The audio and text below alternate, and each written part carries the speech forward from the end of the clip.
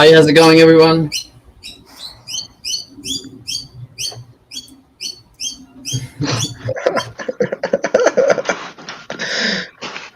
Oh, you gotta love nature. Yep, they're bloody noisy. Yeah. It's like a nursery Oh, for the birds at the moment. It's somewhat annoying. Every now and then, either my wife or I will come outside and pick up a dirt boulder and throw it at them. Makes them fly away for a couple hours. right. All right.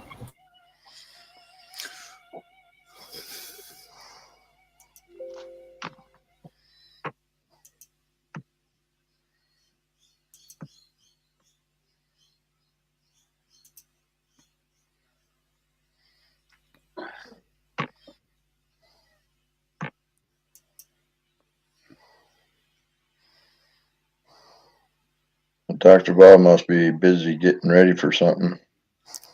Yeah.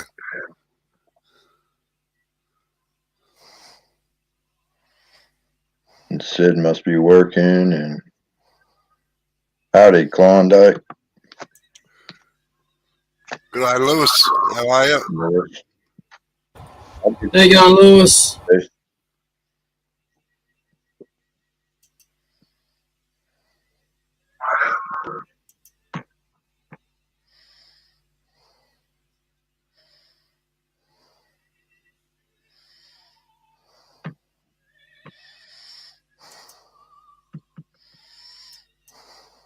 You know, if I didn't know better, it sounds almost like a ghost in the back of Robo. If it wasn't for the fact you done told me that you listen in the opera, which I know you do, that's what it sounds like, that real high pitch. Yeah. Maria Callas, it is. She's definitely a soprano. Right. We're doing good. I'm doing good, Lewis. I guess I can't speak for the other guys. Oh, He well, I'm wants to know still. how we're all doing. Yeah. All right, I'm sort of back on the page again now. I've updated all my accounting packages and everything that I had to do. Yeah. Yeah, no, I'm going well. Any fitter, I'd probably be a bit dangerous, actually. Any day above the dirt is a good day. Exactly. Yeah, when you're seeing the green side of the grass, that's even better. Right. Ours is about, it's still pretty green, surprisingly. But we haven't had too many cold days or nights. Yeah. Mid 30s. And then 60s for the daytime. Drop your handle a little bit, Jay.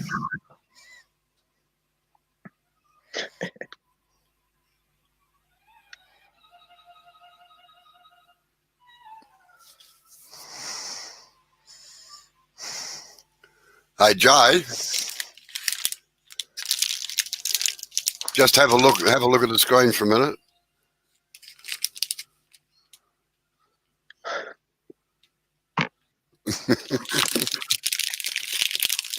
What are those pixie sticks? No, musk sticks.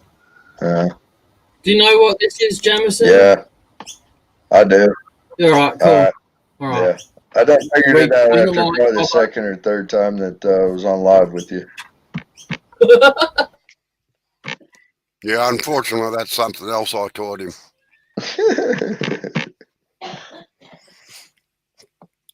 All right, Luce is just came in to say hi, and he's gonna hit the hay.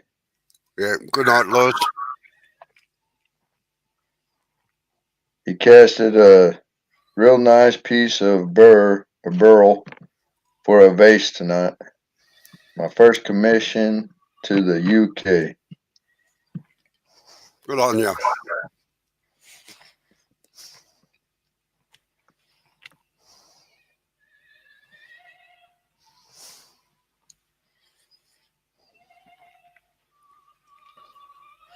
Jay, make sure you follow through with the cut Otherwise, you're going to hit that blunt corner there.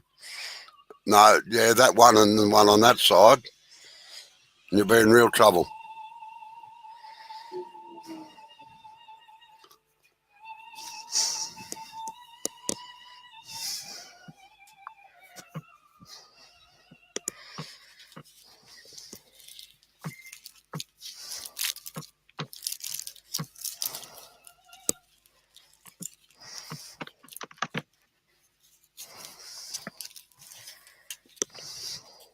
Lewis says, I got that one and 2 more resin pieces done, and I'm caught up for Christmas orders. Or caught up to Christmas orders. Jeez, Jay, that's what not kind of good wood enough. you cutting tonight? Or turning, sorry.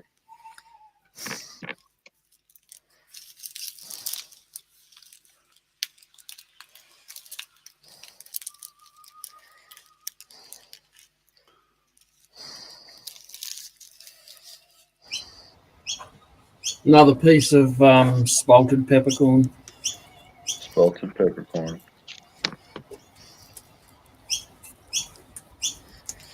Cool beans. Yeah, I got the corners off at least. Yeah. I hate organised people, Lewis. How dare you be caught up on all your orders? Well,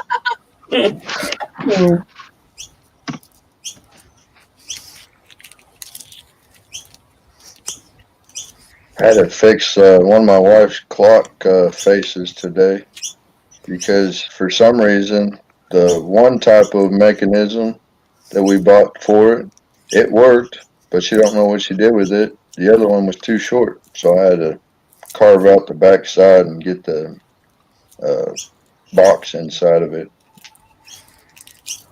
Seems to be holding for now. Yeah, well, none of it works. as I said to you yesterday, there's 2 different sizes, a long and a short chink. Yeah. Robert's behind backstage.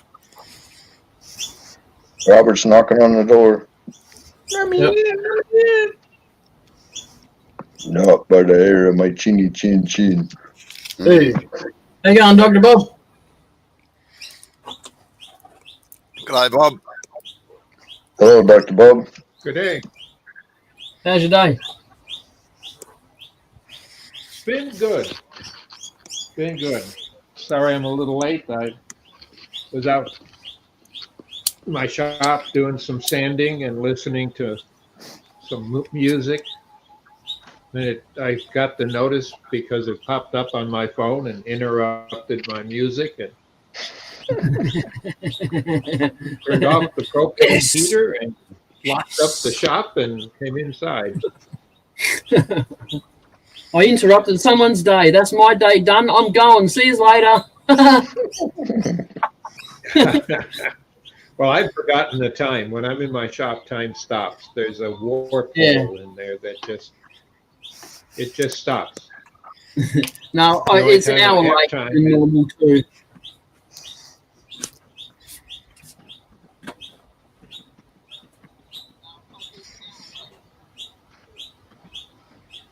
So, Robbo.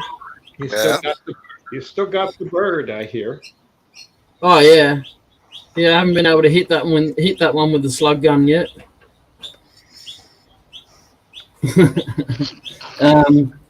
That would most be better off just knocking off all of this, pretty much. Just taking it down. Yeah, But just to get to more of this chunk here. yep. Yeah. All right, just before Dr. Bob came in, Lewis says, yes, I cut of taking on more orders about 3 weeks ago. I was concerned I wouldn't get them all in. He said rolling pins were crazy this year. And what is the music of choice in the shop? I'm guessing that's for Dr. Bob. Yeah. Well, it all depends. On the mood. Typically, my shop, I'll have old Broadway musicals because I used to do a lot of stuff backstage, lighting, sound, effects, scene design as a hobby. I've done that in about 5 little theaters around the country, uh, just as a total escape. And you get to meet a lot of nice people that way. So I like some of the old Broadway shows, and I know most of the words to the songs because I've worked on them, and they bring back some interesting memories. And it's always nice to have positive memories. Yeah. Uh, and with the COVID, it makes it worse. And, you can't get out and do anything. I haven't been off my property in 6 months, 7 months, other than at night, take the dog for a walk. That's crazy. I couldn't stand being on my property more than the last 30 days. I don't know how people can do it for 6 months. Yeah. I got grass to cut and leaves to rake, and I got a shop. Oh yeah. I got a dog, got 2 teenage boys here. Well, I had stuff to do, that's for sure, but I guess I was ready to get back to the paying job for now. Well, it's been a long time since I've had a paying job. Yeah, I understand that too. Well, I'm the same as you, Bob. Same thing. I was involved in a lot of musicals and everything like that as well on stage. And I like my opera, of course. But the sad part is when a customer walks in and catches you dancing out the steps of Honey Bun out of South Pacific.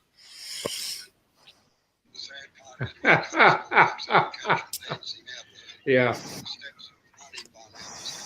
Well, the ones I'd like to do is when they come down to the C grade theater, the community theaters where you don't have professional actors, but often they're just as good, but they have to go to school, they have to work, and they're good at what they do because it's a passion.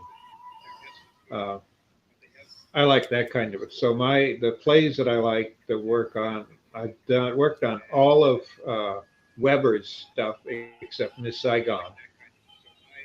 So I've seen it, Miss Saigon, in 3 different cities: New York, in Detroit, and Chicago. But I know the words to most of it. But I like stuff like that. And then I go back to the opposite end, and my liking is that since my parents, my mother's side of the family, was in old radio going back to the 30s and 40s, the old broadcast music, some of the songs, and like today I got my head into big band music. Sammy Kaye, Swing and Sway with Sammy Kaye, because I used to have all that stuff. I do, but now I have Spotify. I can ask for it, and it gets played instantly. I don't have to find the CD that I burned them on from the records, and there's no pops and scratches, and that's nice. Yeah, I'm like you, Klondike. I like a lot of classical stuff as well. Like classic opera is my main source of entertainment around the workshop. But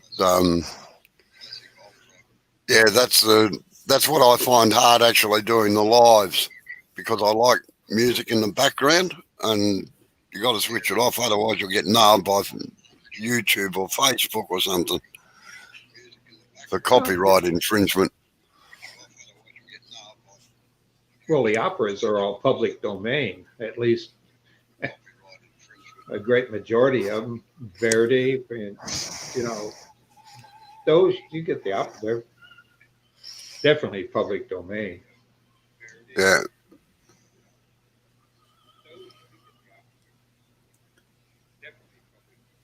What's your favorite opera? No, I don't have a favourite opera, but I've got favourite tunes out of operas, like Ness and Dormer from Turandot.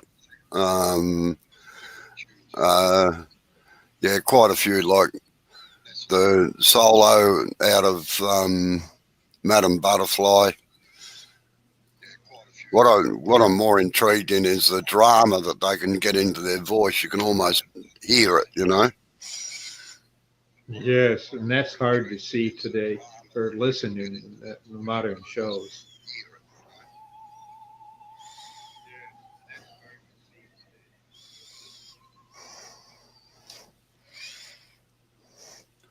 And I like the Grand March out of Aida, and Oh, yeah. Who doesn't? actually that was interesting. They did the Grand March. They played Aida at the zoo, Melbourne City Zoo, and they actually had the animals and everything in the parade from the zoo. There was elephants and lions and tigers and everything while they were playing the Grand March. It was fantastic. I don't know if you're talking to us, Jamison, but you're muted. I'm sorry, the wife come in. I came to the bedroom so that she could finish watching her show, Right. and then she come in and talk No, with no, me. that's I'm all right. sorry. I wasn't sure whether you were talking to us or not. Oh, I guess I should have closed my camera No, too, but that's all right. That's all right. I lip reading. You can't say that to your daughter. Right. Where's he from? Australia, and Chicago. No, I'm out of The Detroit. one up there in the corner, he's kind of the mentor. He's hidden over there in his shop somewhere. Oh, hello there. That's that one talking. That's Robo. Oh, Yeah. Yeah. He won't even show his face. No. all He's right. just a voice looking at a calendar. No, all right. There you go. That's what I look That's like. better. And Dark's just come into the scene as well. Howdy, Dark. Hello. Now, funnily enough, I like some of that too. Dark. I love Pink Floyd, The Dark Side of the Moon, but it's got to be up full volume.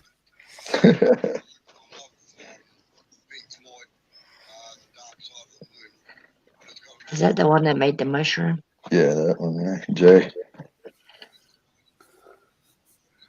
See, Jay, you're famous. She knows you. Well, if you start an hour I'm running early, away now. His wife also does wood burning. She come in yesterday, I think it was, and showed a wolf that she was in work on. It was really nice. Cause more like a tribal design on it. Sorry, I was just catching her up. Go ahead, Dr. Bob. no excuse necessary. There There it it Yeah, is. is. that one. Oh, You can that's have, if pretty. she's there, let her see it. I'm Yeah, here. she's here. She's hidden over here. That's pretty. Yeah.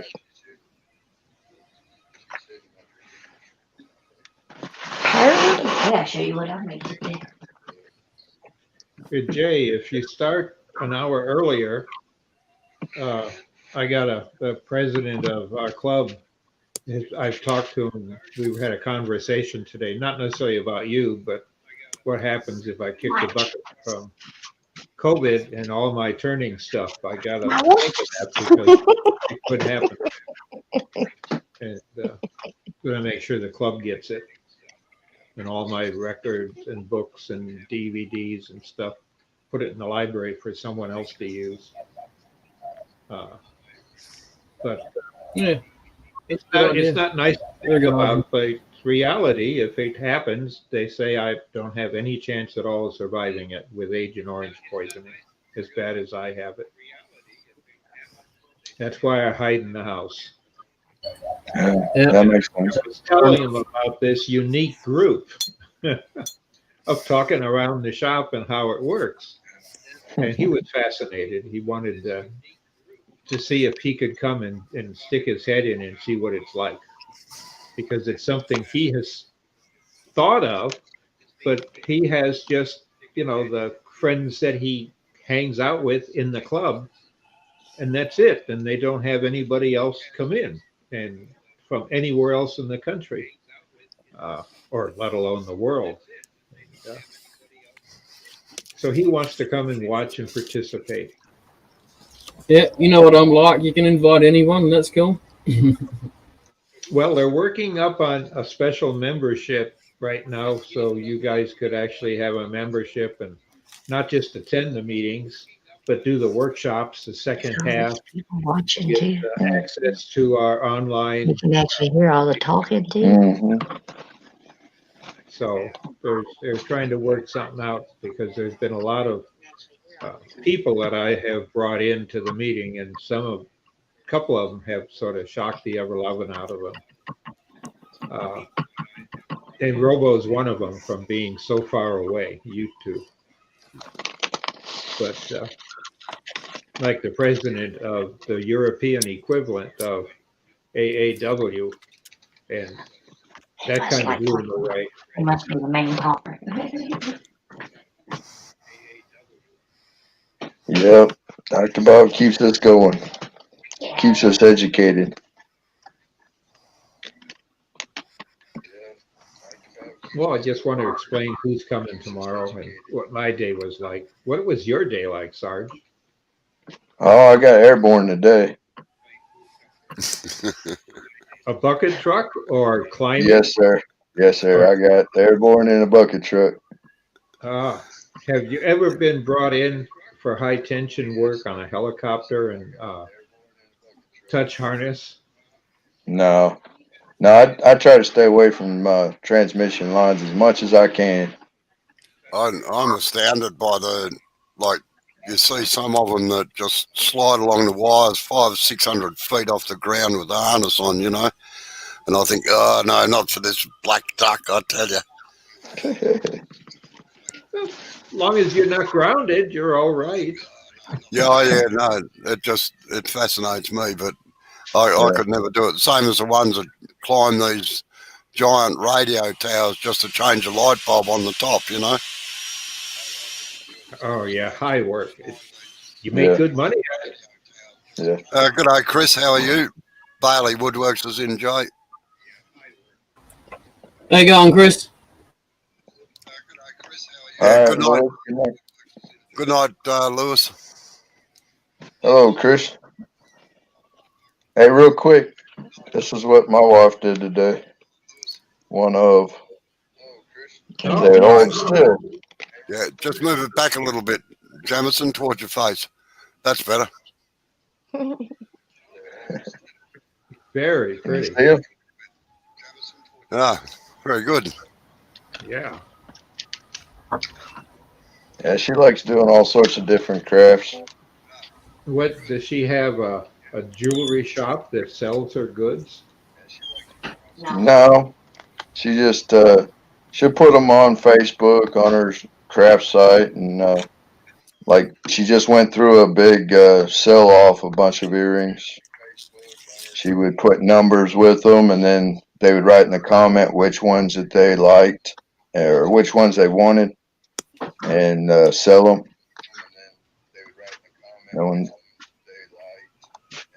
I did that with a candle. And this is one of her cups, her latest cups. Wow. Oh, yeah. I did that smoke with the candle.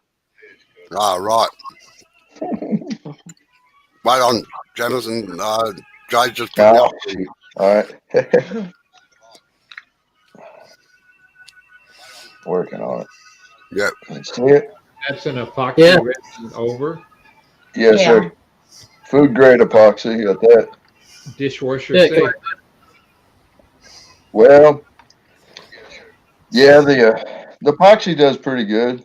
The cups they used to say not dishwasher safe, but we've put all of ours in there, and You're not supposed to put them in the dishwasher. we haven't had too many troubles with it. Every once in a while, if you already have a chip in the epoxy and the paint, then it'll continue peeling off with the pressure.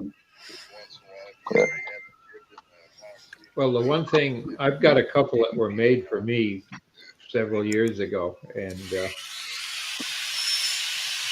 I find I can put them in the dishwasher as long as I don't put the dishwasher unsanitized, because it just gets way too hot in there. yeah.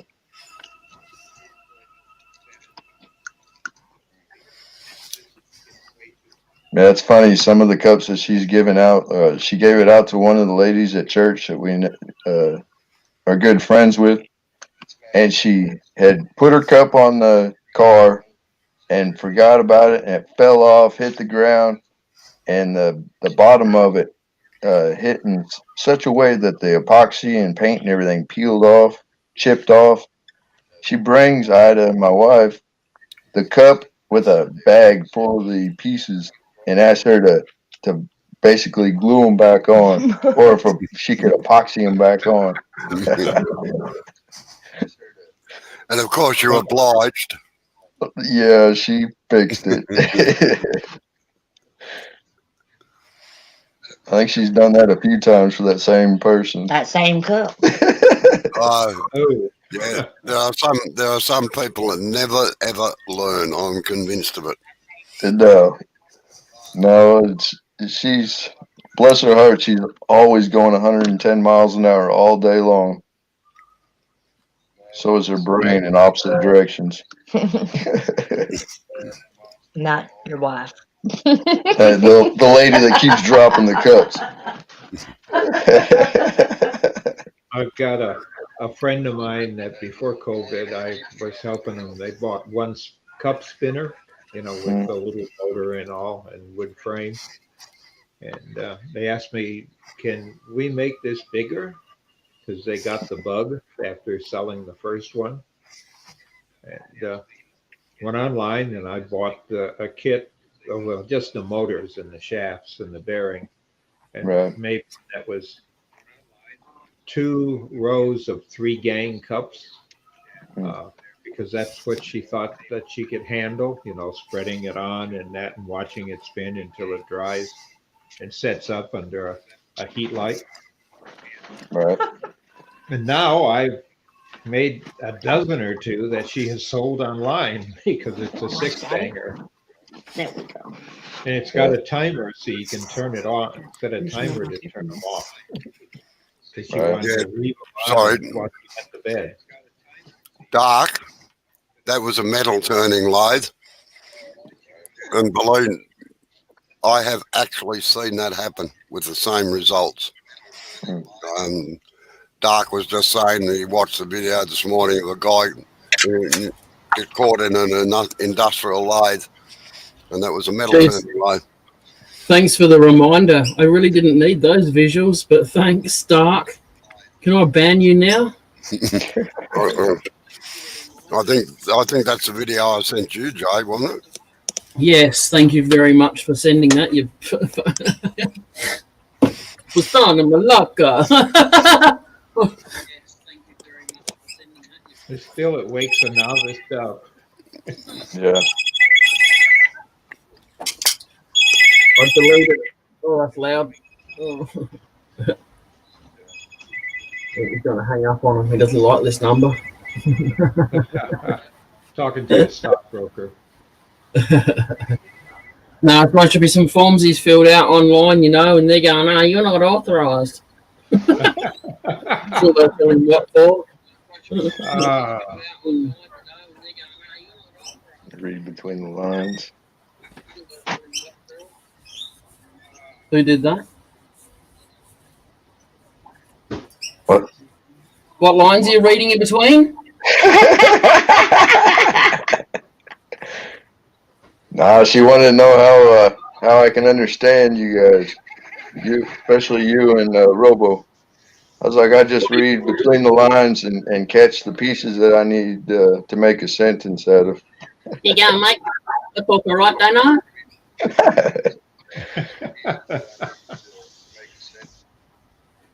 Well, I think Australians or Aussies have bashed up English as in their own style as we have from what it came from England. Right. And just look at the South Africans. Mm. They are sometimes really hard to understand. I keep doing that. Which one?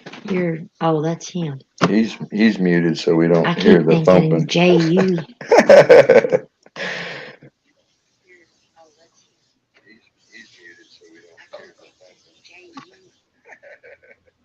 Yeah, even my wife gets confused of who's who because a lot of times around here I've gone by Jay, and so she was thinking, "Why is your microphone muted?" I was like, "No, that's Jay, the wood turner's microphone." So she was thinking, "Why is your microphone muted?" It's like, "No, that's Jay, the wood turner's microphone."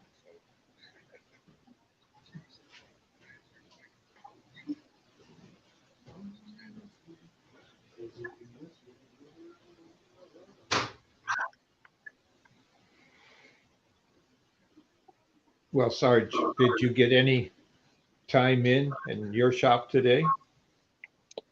Yeah, just long enough to fix her clock, hopefully. I've heard that meant to mean two different things. I'll ring her clock. Just kidding. No, I guess that the wood that I chose for that clock was too thick for the mechanism, so I had to hollow it out in the back. Yeah. The wood that I chose for that clock was too thick for the mechanism, so I had to hollow it out in the back. Yeah, that's one thing that I want to do. I keep forgetting because for my birthday this year, I asked the family and the friends if they were going to do anything. What I wanted for woodworking is, and clock movements was one of about six I had, and I've got two of them hung on the wall in my shop, waiting to have a clock made for them. Right.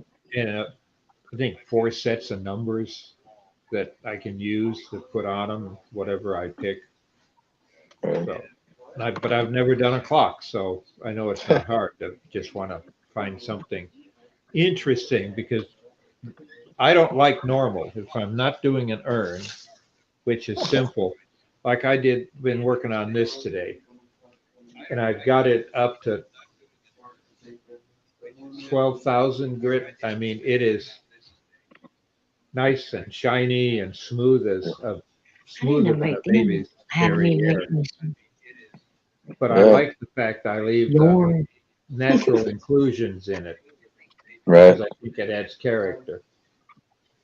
So tomorrow is going to be taking the time to finish it, about 6 layers, uh, and some epoxy, and to put the resin in on these inclusions to keep it in Right. place.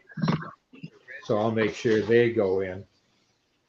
And in the bottom, I have to make, this is for my medallion that I have, that I put in my stuff. And that'll make this all nice and solid. And the centering hole, I keep that as long as I possibly can. Uh, and the medallion hides it. A little bit of sawdust, and when I put, I'll make this black, and then I'll put the medallion in. Nice. And this will be a Christmas present. Right. I just don't like regular round bowls. I've done a bunch in this COVID time. I probably have 2 dozen, 3 dozen I've turned out. And they've gone to neighbors and stuff like that. The guy that brings me lumber, he came Right. by with some cherry, and I got something for you. Take your pick, and bring my box of stuff out. My mother taught me something as a little kid. Never bite the hand that feeds you. Right. Yeah. Well, Dark says that the saddest part of that guy in the video was the fact that he had time to realize it was over. So I'm guessing the guy didn't make it. Well, I'm Yeah. interpreting, Yeah. which doesn't really surprise me. Just any industrial accidents are pretty rough. Yeah. But it was a Yeah, huge blade, not a that's little my one like what Jay's got. normally what happens with those little ones is that if you get caught, you can generally pull them up. Mm, Like you can actually stop them because they're only half horsepower.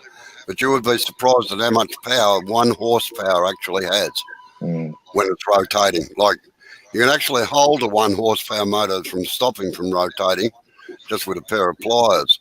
But mm. once it's running, you don't want to try and stop it because it'll rip your hands off. Right. You know, when I got the Powermatic from an Angel, I was really, really impressed, and I started looking up information on it uh, to see what model, because there's no model on it. Mm, And it was I won't say pre-released, but they were prototypes that were put out for people, turners, and that to evaluate before they go into use. Because there's numbers on the casting, so when you turn it upside down or it's the side of the legs inside are numbers that match it. They all match to put the pieces together. But there's also a core date, so I know when they were made. So, but it's got a serial number, right. and I called them and I wanted more information, and it had never been registered. It was sold as a demo to whoever, as a used demo, but as new because it was new from the factory. So they gave me a 3-year warranty, even though it was 15 years old. But Right. they said, well, we'll give you some spare parts. And I got a big parts kit, an extra controller. I got extra switches for it. I got extra bearings, the spindle bearings, all as the kit to go with it. So I've not had any problems that I haven't been able to pull a part out. But the Huh. spindle bearings, they're as tight as can be, as they were 18 years ago when it was made. But it's got No, a 3 horsepower motor, Yeah. and hasn't got away from me yet. But it's been scary at times. no, that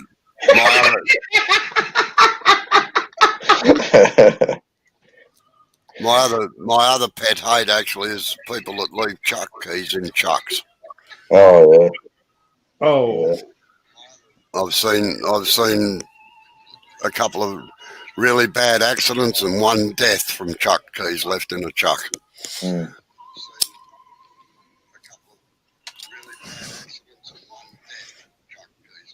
Yeah, because on a scroll saw, if you leave a chuck key type apparatus like what I've got in mine, mine's under the table, and Yeah, there's been a couple times where I've missed it. But as soon as you push the power to it, it's got that slow start on it. You can feel it hit the bottom of the table. You're like, oh crap, I forgot that again. yeah. No, well, But, it'll lay it if you yeah, leave there's no mercy on those. that. In my first one, in order to keep the bottom clamp level, I had to create a block that I would shove in there, then use the Allen key that came with it to do my adjustment or whatever, and then stick it in the top and tighten it up. Yeah. There'd be times I'd forget that crazy thing in there too. Mhm.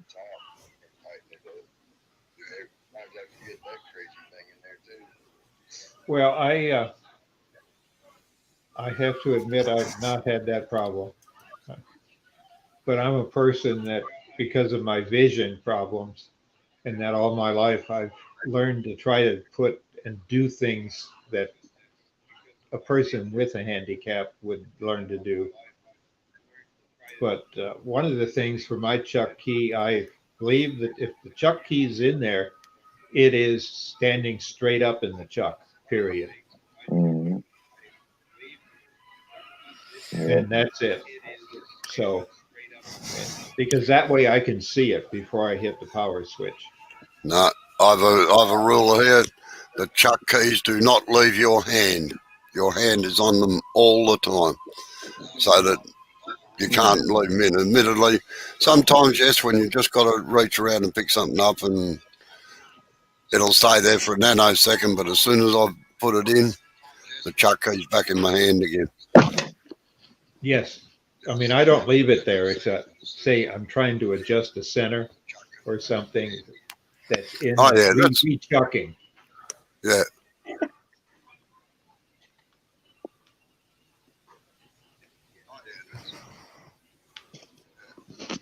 I see he's looking for this.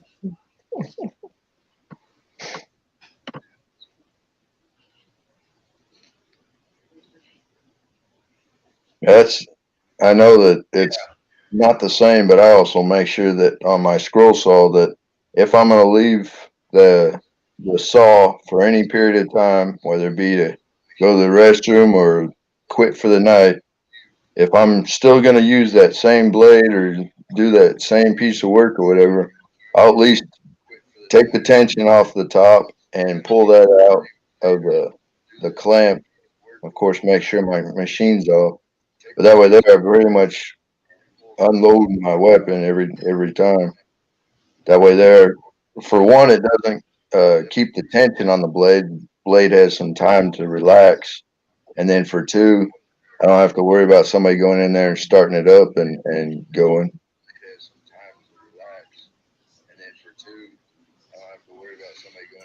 Yeah, like I dark. must. Um, My lathe is I covered must. with magnets.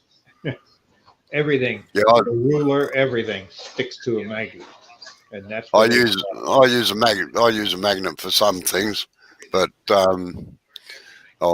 generally have benches and things behind my load, so I can throw them down onto there, out of the way.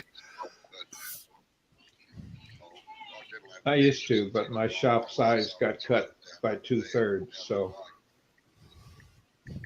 yeah, got to do that. And but magnets I like because they're handy, and I also have a remote power switch in series with the main one. That was easy to install, and of course they're on a magnet.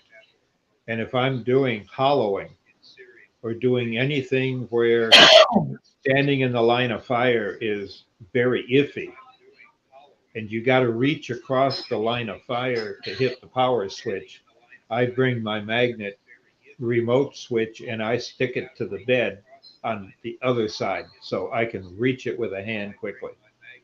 Uh, and on the jet lathe, I have a different style of switch. I got one that's a paddle, has a big square paddle on it Yeah. that you can hit. It's an aftermarket, and I put them on the jet. Uh, and that's nice because you can use your knee to hit it, and that turns it off. Yeah, I've been seeing those are coming to be very popular. I see them all over Facebook. People are adding those on their table saws and everything. Yep. Yeah, I put one on mine. I have one bandsaw equipped with it, my small one. The big one I don't.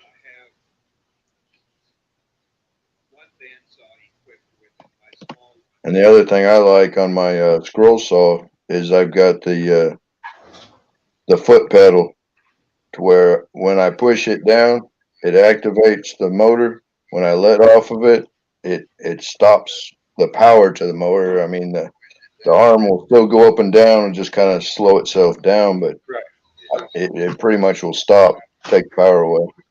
Dead man switch or whatever you want to call them. Yep, I did And that, but when the grandkids came coming around and wanted to use it, uh, I also put another one in series with it that I had in my hand.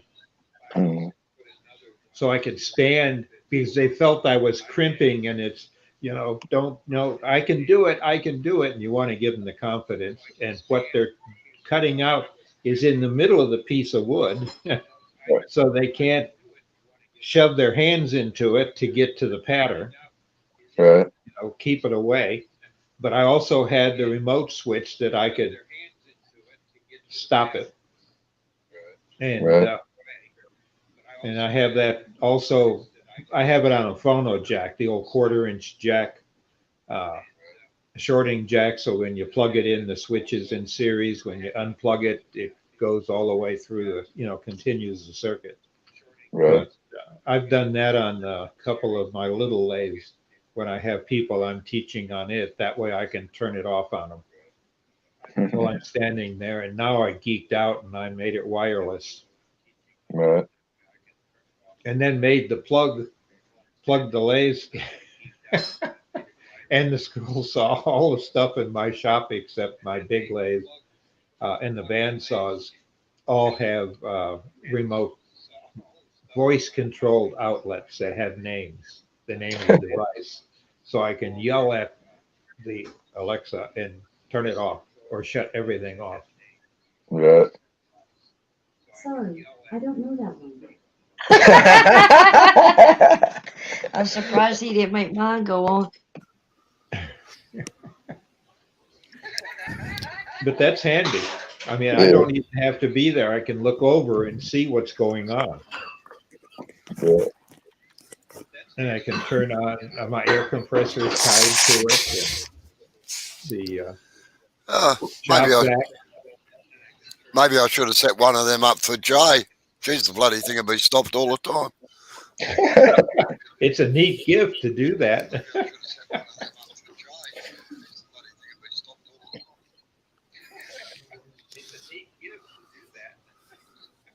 Well, good night, Bailey. Good night, Yeah. Bailey. Catch you Good tomorrow. night, Chris. See you Chris. later. Thanks for coming in, Chris. Take it easy.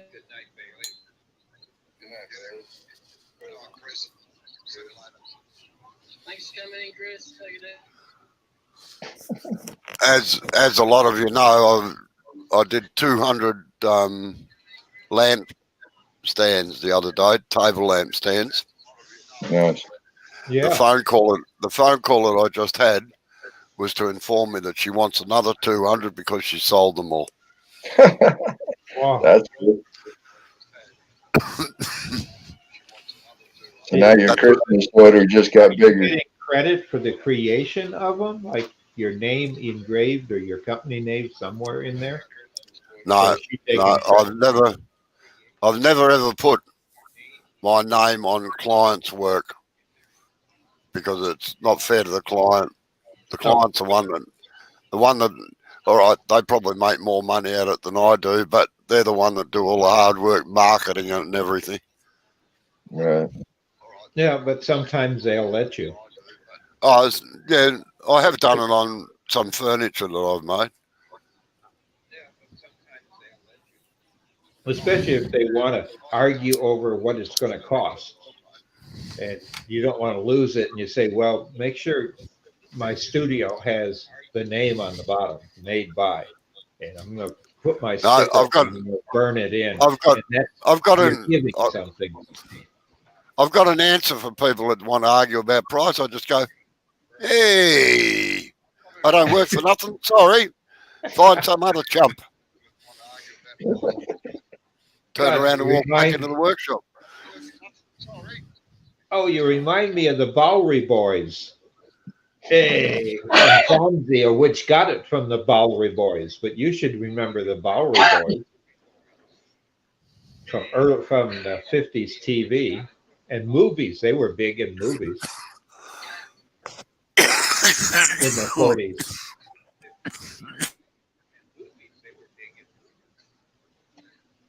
Doug says, I'm an American. I signed everything because it's art. Laugh out loud. Yeah. I guess, too, it would depend on if it's if it is just art pieces, like what a lot of us do, or if it's production that somebody else is buying from you to sell in their shop or something like that. I mean, there's always two ways of every street unless you're on a one-way street in downtown something. Well, if you've got a neat or fancy looking logo or something that's eye catching and very professional, then I could see it because the people selling it, it looks far more professional as an artist, Right. not just someone running a copy machine. But if your logo and you're just scribbling your name and your name isn't known to outside your craft, uh, that doesn't do any good. It's all in image. Yeah. Now, if I was to actually sell my stuff at a shop or something like that, then yeah, I'd get some more professional logo to put on it. But I'd give mine to friends and family and sell them to people, mostly people I know, and a few people that I don't know, but I sign it anyways. Like I had done the first set of Angel Flight plaques and posted it on my wall, and so next thing I know, I've got some guy from North Carolina, a veteran. He wanted to know if I'd sell it. I was like, yeah, I'll sell it. I think I sold it to him for like $15 for the plaque, and he said that whenever he got out of this lockdown and everything, he was going to put his American Legion post out there. I was like, well, that's cool. That's where So you I should got have one your there. name and a phone number. Yeah, I got one out there, and I got one in my VFW I made. But you gotta do something because it's hard to sell stuff around here. Yeah, Well, that's the biggest problem. Like, I know we had this conversation the other day about selling stuff, and like Cade was doing a bowl yesterday. I said, just out of interest, how much would you sell that for? He said $250. Now, around he's got the name and the reputation, so he's right to be able to get away with that. But unfortunately, in Australia, a lot of the artistes, if you like, are totally immoral and amoral and unethical, and they'll have stuff in a gallery or something, and people see their name, then they're approached at home and said, "Look, I saw XYZ in the gallery for $400-500. If I came round to your place, how much would it cost me?" And they say, "Oh yeah, well you're looking about $200 odd, because I don't have to pay gallery fees or anything like that." Now, what they don't realise is that they're cutting the gallery owner's throat. They're cutting their own throat because that gallery owner won't ever deal with them again because they're being chopped out from under the legs, under their feet. So, and that's the problem that's always happened in Australia, unfortunately, except for a few, myself included. If somebody wants to buy something in a shop, if I've got something in a shop, which I used to do, then they paid twice as much at home because it was more aggravation for me than anything else. So, and we know that, Dark. We know you're just being a smart ass. You don't have to tell us. Yeah, well, I've sold a few pieces over the years, but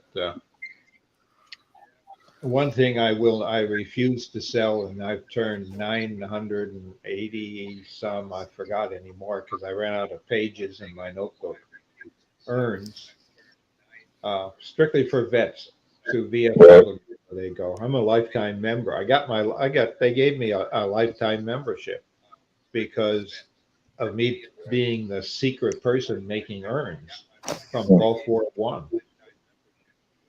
and because I could, right. and it kept me going, and it helps me fight PTSD. And I just deal with the VFW and requests that I get, through email. People know who to get a hold of, and I haven't turned any, and should knock on wood. It's been 3.5 years now, 4 years that because in Gulf One everything was cremation. 90% of the combat was at least in Humvees and tanks. Right. Because what are you going to do? You can't sort pieces except by color, but then Right. that doesn't work all the time. Yeah. They just cremate and divide it up, and that's just the way it is. And it still is. So the I made an urn for a neighbor for his son because the box that came in wasn't well.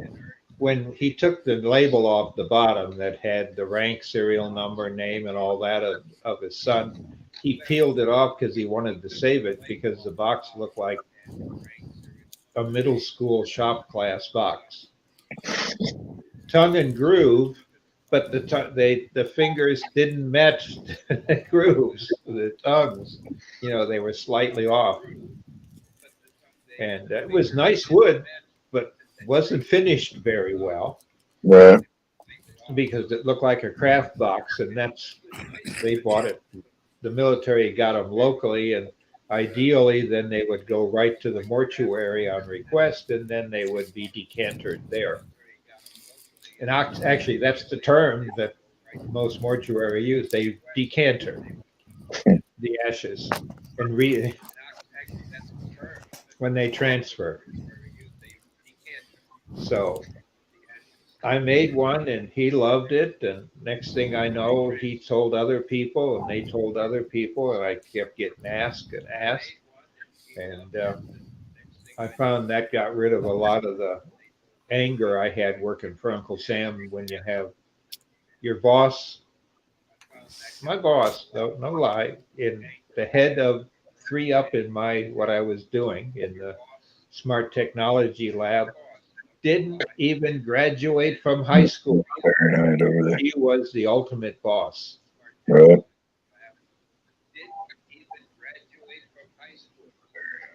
So, because she had the seniority and everything went by seniority.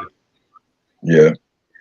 And she was hired from the 60s, late 60s and 70s when they were It's all about hiring. making VFW. Got your membership free with that one. Yeah. I don't know if they'll ever see it or not. Hey, you were talking about getting free membership or free lifetime or what? Yeah, They they bought gave it. free lifetime membership for doing the urns. When Jay gets a chance, might be better. Put this one up. This is one of the craft blankets or crocheted blankets that my wife did, and she donated to the VFW, and they ended up giving her recognition, but also gave me a lifetime membership for it, and it's hanging up on our wall there at the post. One of the other guys that built the frame for it and put plexiglass on it and everything.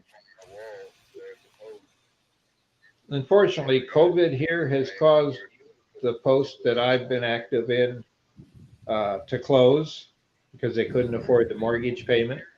Right. Because they had the right to rent it out as a hall. Yep. And they couldn't rent it out.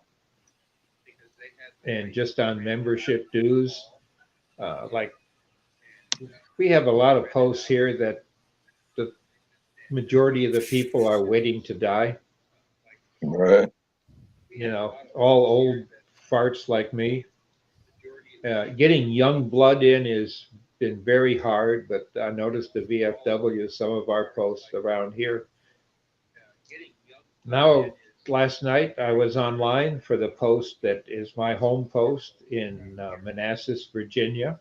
Mm-hmm. And they have 26 people now under the age of 35 as members, and they Wow. broke a record and we're bragging about it.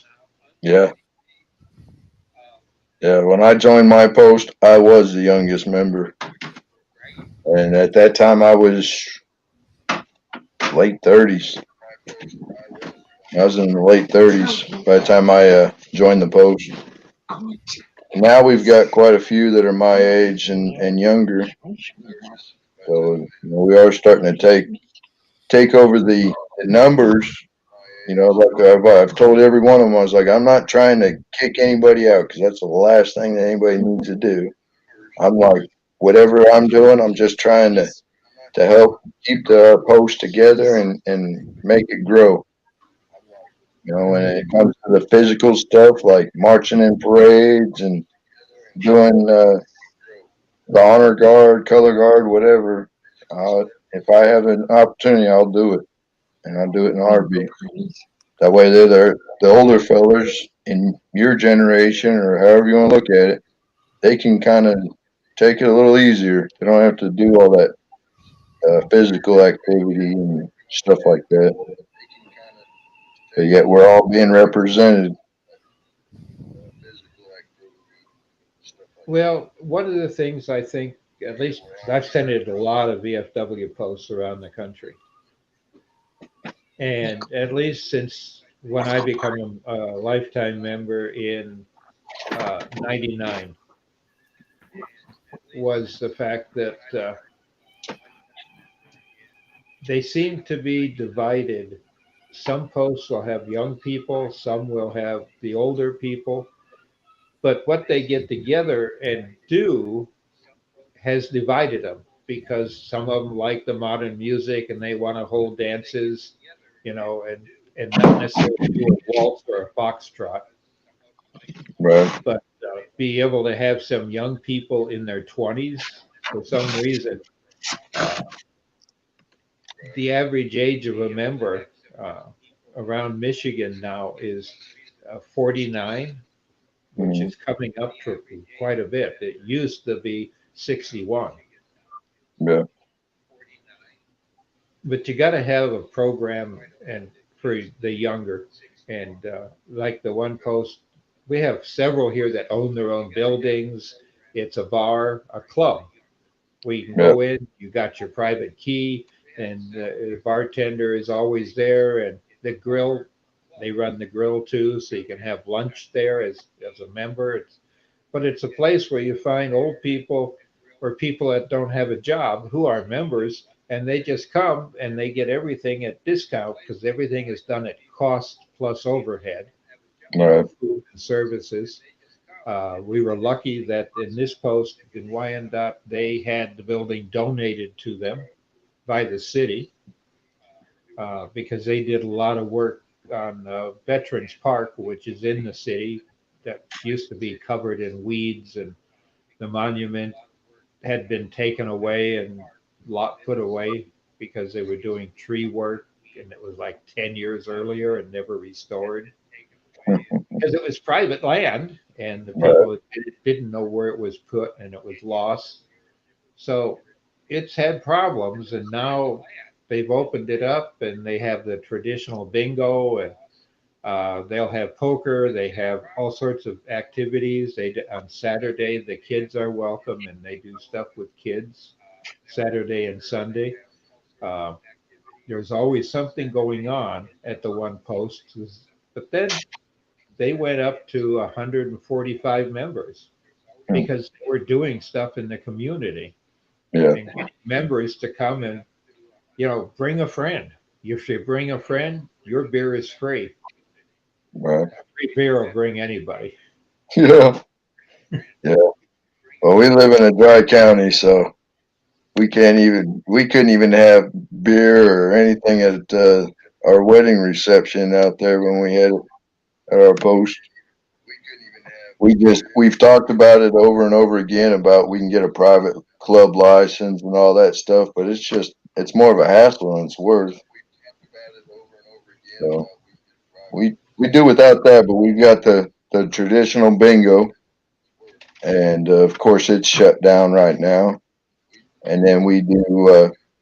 Uh, we started about 6 years ago, I think it was, or 5 or 6 years ago. We started a community day at the post, and we'd have a car show and a bike show and some judging and games for all the kids. And a couple of times, I think even this year, my wife and brother-in-law, they take out my brother-in-law's camera equipment and like a Paw Patrol costume and take pictures with the kids and stuff like that.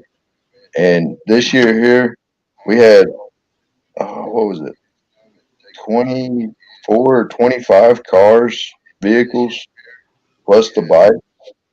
It was the best we've had so far, even through the COVID.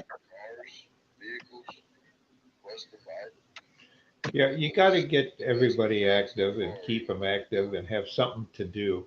Just we have had posts here closed because typically they own the building. It's a bar or they got a grill, and it's for members only, and they're invited guests. And you go in, and that's all people are doing, and they know what table they're going to sit at. They know who they're playing cards with, and they know who cheats, and it becomes cliquish around a table.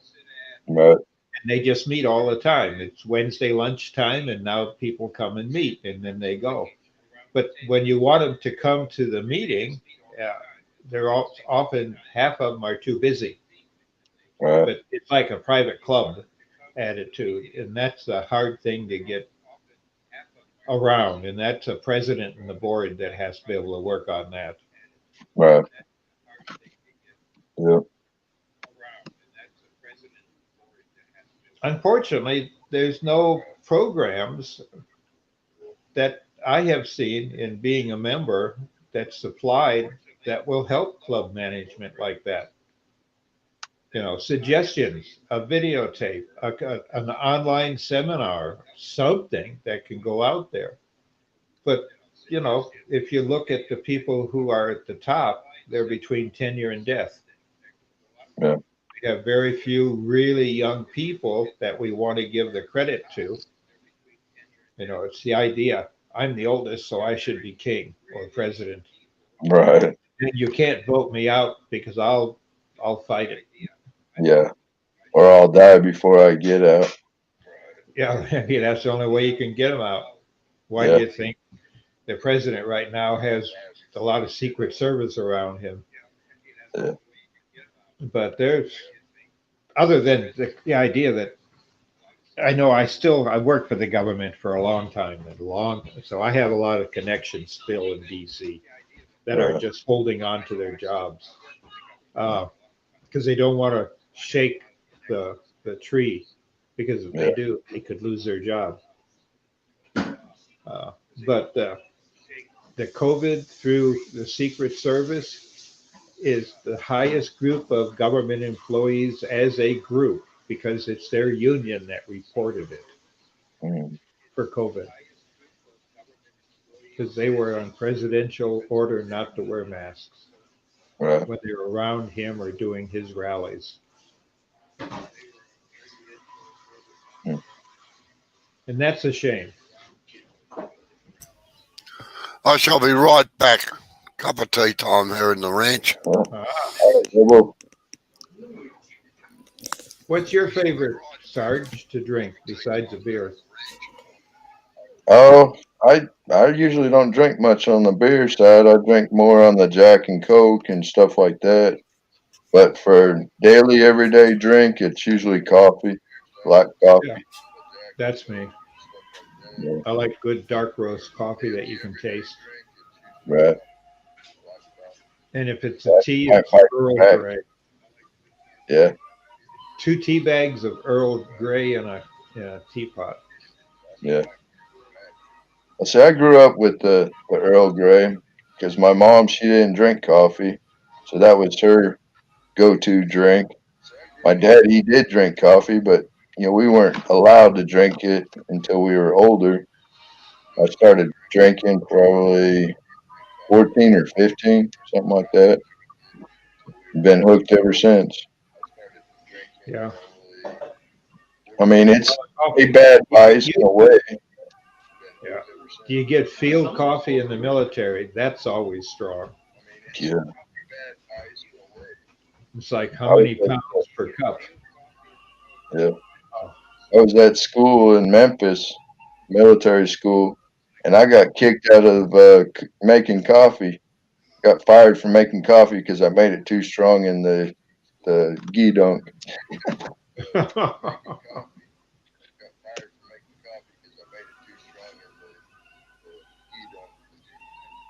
Well, we got a serious accident outside. Oh no.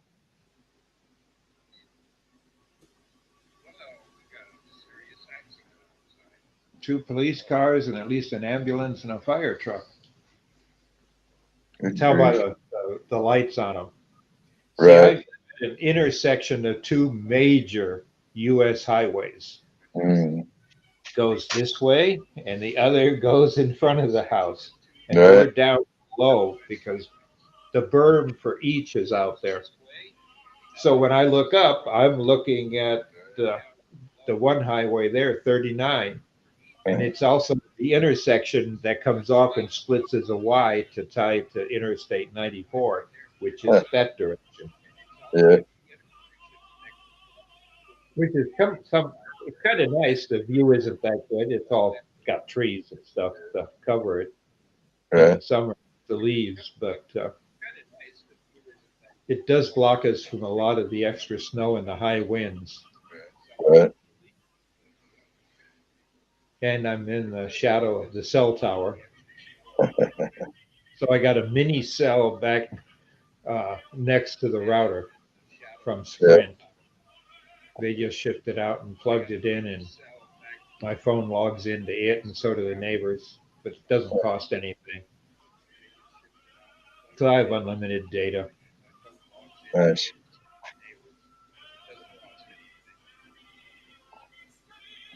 That was handy. Yeah. Put that in, and Sprint picks up the unlimited data charge. But you never know. I've never had a problem, and neither has the neighbors who have Sprint that's within the about 4-house area here that's in the shadow of the intersection. Yeah.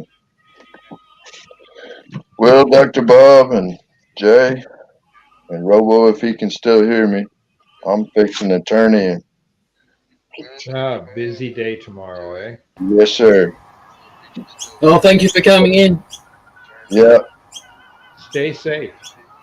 I will try my very, very best. Yeah. Good night. Sarge. Good night. I gotta face the face.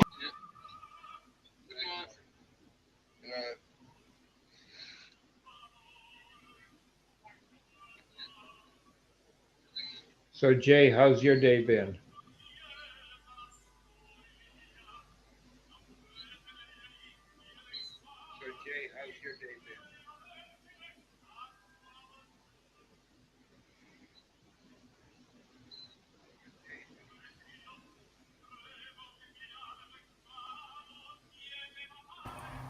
Sorry, what was that? How's your day been? It's not too bad. It was payday, so we kind of went and just restocked the fridge and stuff like that. You know, just a bit of general shopping and.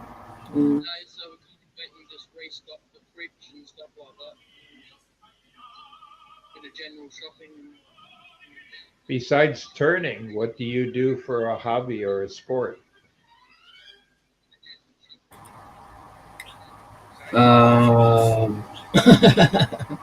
Not much. I'm a couch potato. I'm a well-trained couch potato. All that'll do is get you fat. Yeah, yeah. Me and the wife go for a walk maybe 2 or 3 times a week. So, but yes, I do get what you mean about lumping on the pounds. Maybe 2 or 3 times a week. So.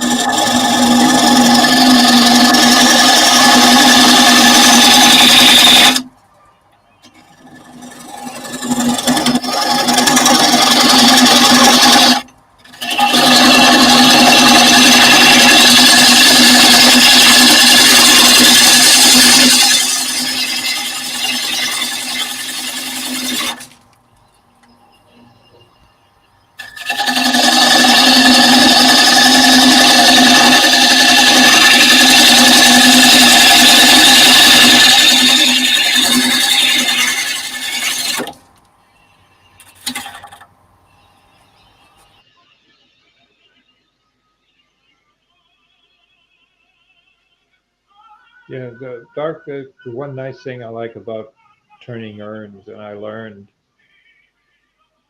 kind of the hard way because the first 20 or so that I did back in Gulf One, I finished the inside and made sure it was sanded and everything, and then I had uh, the mortuary that I actually delivered the urn to because I happen to know the person and I made it specifically for him. He was the son of a fellow employee. And when I brought it to them, it was like 3 days before viewing. Uh, because with an urn, there's no rush. They wanted to wait for relatives to come in. And the military was planning their delivery of it, the urn uh, from a military vehicle up to the mortuary and then place it uh, on a pedestal. That is some Marine thing that they wanted to do. And that's when the man that ran the facility, he admired how nice it was and it looked nice.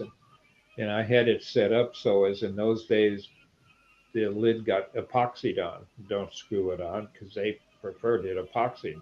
It has to be sealed. So I brought epoxy in and he liked the inside, but he said it was stupid.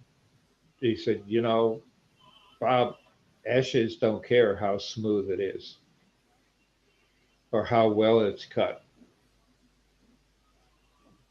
So since then, I just spray paint the insides black.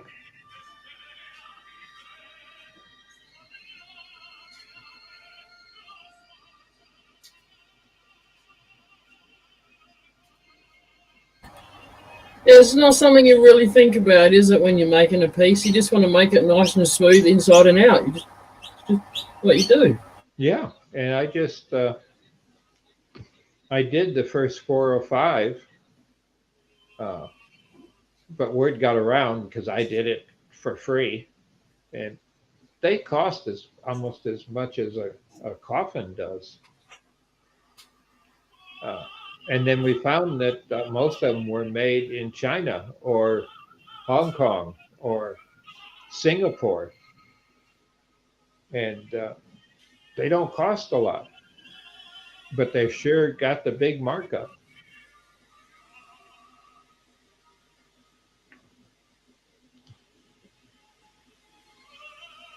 So I just make them and they're passed out by other people. I don't even do that. I didn't. But it's been 8 years since I've had any serious requests for any. I think the last batch I did was an even dozen because I try to do it that way and then FedEx ships them off.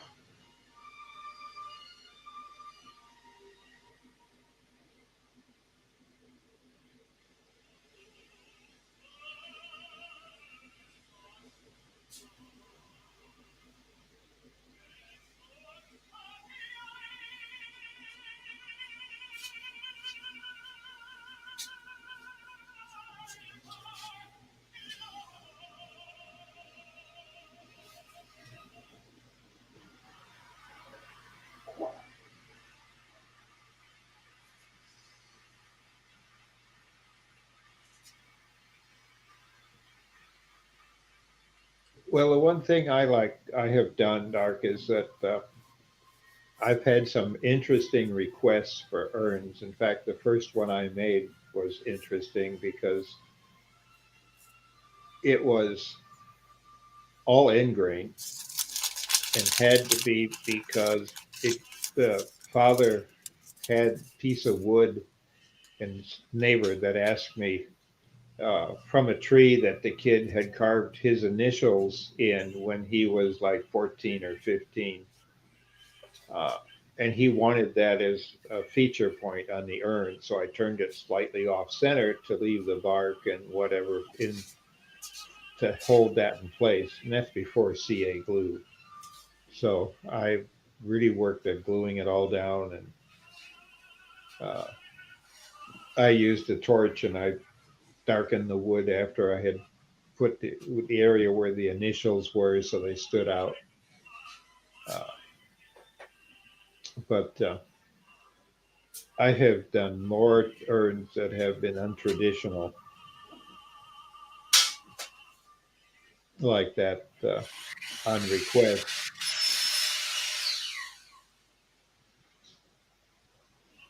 But I never put a screw top on them. Never. I just supply a package of a small package of epoxy. You know, the dollar store type, just enough to go around the rim, and it goes on and sits tight. And if they want different, they can add something to it.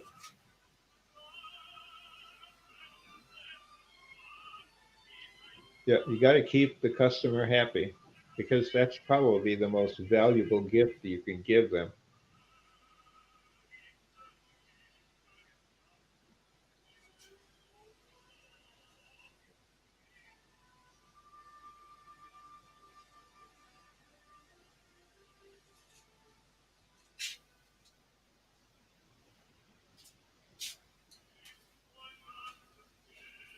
The oddest urn I ever did, and my prototype is in my shop because I just keep it because it's that unique.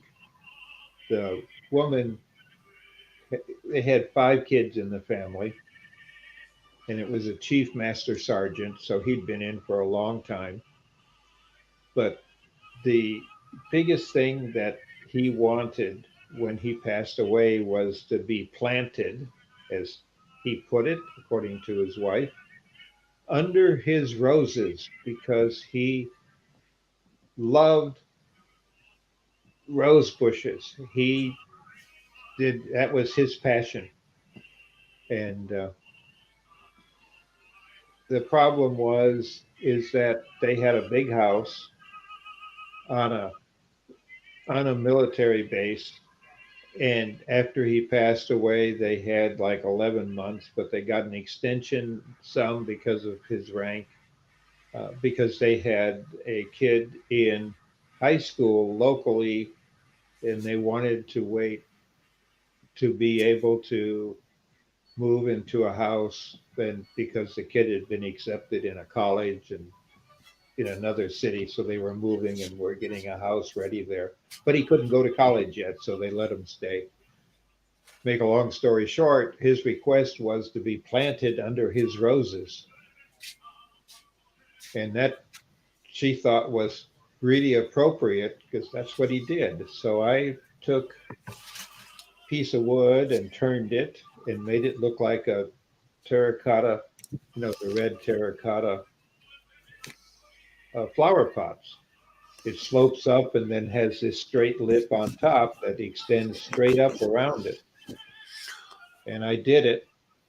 And then I put a piece of wood, plywood, in at the section where, because I turned a shelf for a piece of wood and put a disc in at the very top, and that would be epoxied in.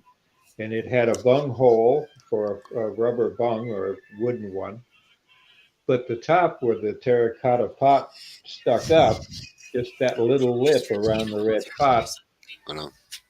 I made it too shallow. I made it so it matched the pot. I actually got one out and measured it because now she can take and put foam, what do they call it? The florist foam in the bottom and stick flowers in it, and it would be flowers because he loved roses.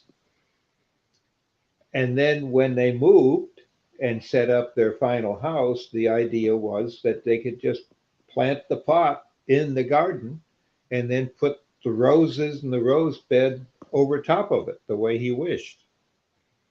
I had to make a second one. The first was a concept to see if that's what she wanted. And lo and behold, I had to make the top a little bigger because the roses didn't have enough florist foam, the green stuff, to keep them standing upright. so I had to make the top out of proportion from a real flower pot. And the second one went out, and evidently I got pictures of the family and the pictures from the funeral that they had and being on the house. And then finally they sent me a picture about 10, 12 months later and a thank you note, mailed it to me. How they got my address, I don't know, but they mailed it to me with a picture of actually it being planted under his rose bushes, of which had been brought to their new house. So they put the ashes in the pot, and it was a farmhouse up in the mountains somewhere, and that's where they put his ashes, was underneath his rose bushes. That really made me happy. I come up with an idea that made the whole family happy, and I got this thank you plaque signed by a bunch of people that I would never know, but they were all from the VFW post that he belonged to, had joined somewhere out in Colorado out in the country. Uh, but they don't. The shape, doesn't have to be the traditional pot size. But that's not a pot like I had a floor. That's not. You just don't go order that when you go to the mortuary, because you can't get something like that in a short notice. And the problem is, they wouldn't know where to get one.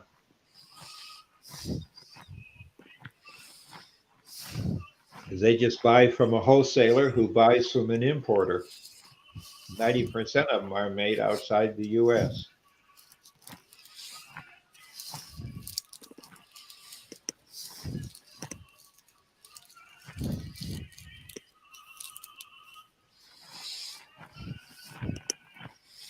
And the bad part is, I ask a friend of mine who runs a mortuary supply company, I know through the VFW and Lions Club, because I belonged to both in my life. And I asked him what something like that would go for. And a custom one in his book was something like $8,000, the price of a coffin. I couldn't believe it.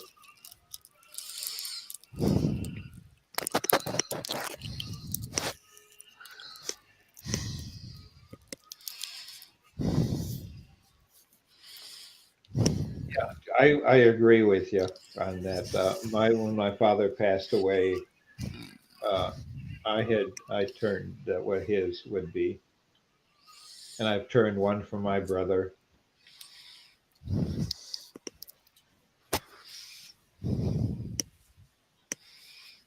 And the price is really, you're saying expensive isn't the name for it. It's like $1,000 or 1,000% more increase. And what's bad is that some of the stuff that they're getting, it's out of wood that is illegal to import into the U.S. But since it's a memorial uh, item, they can get a waiver for bringing them in and then charge a fortune because it is forbidden wood.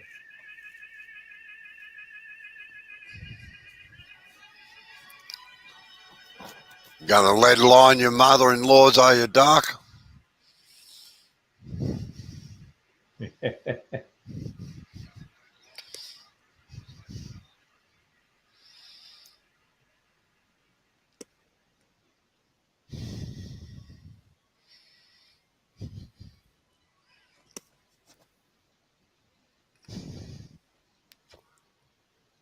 Well, an urn costs about the same as a middle of the road coffin.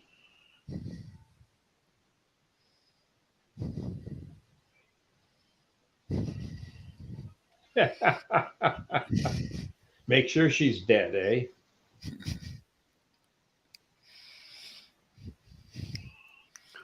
I have to admit, I'm extremely lucky. I get on very well with my mother-in-law.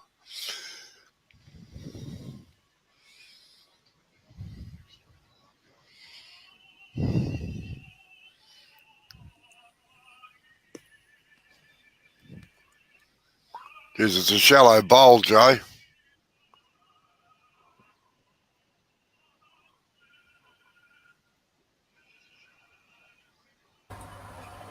I don't know why you got bowl in your head because I didn't say bowl.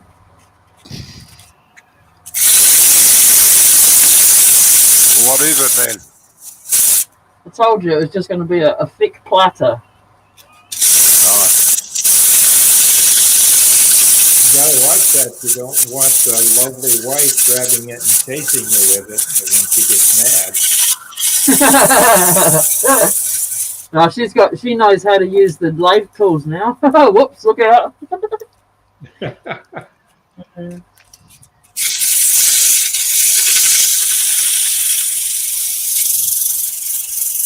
Yeah, that's it. I like that. Dark says you're turning new wheels for your car. Yeah.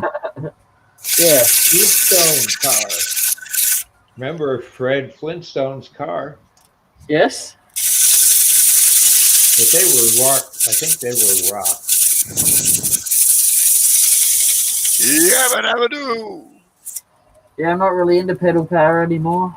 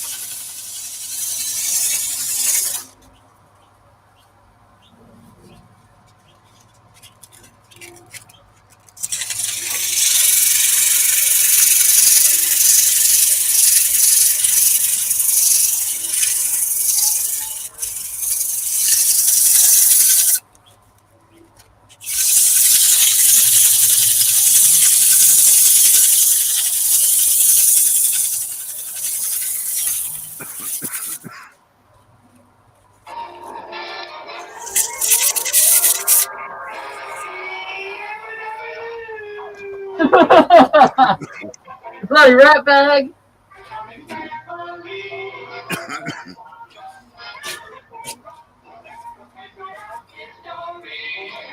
Okay.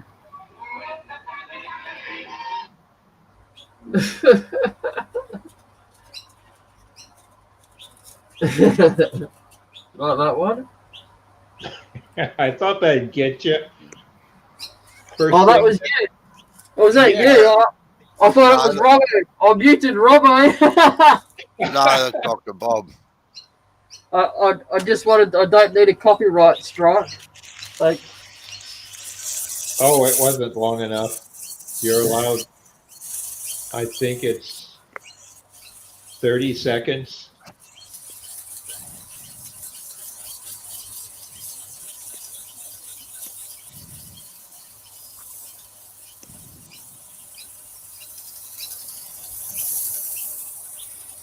Memo.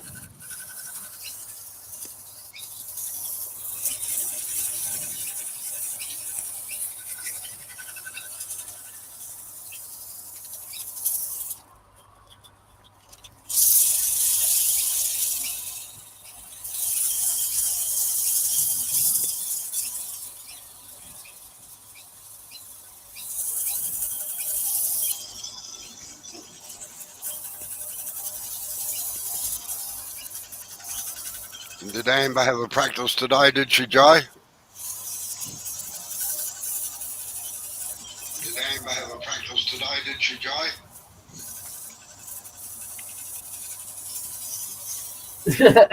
oh,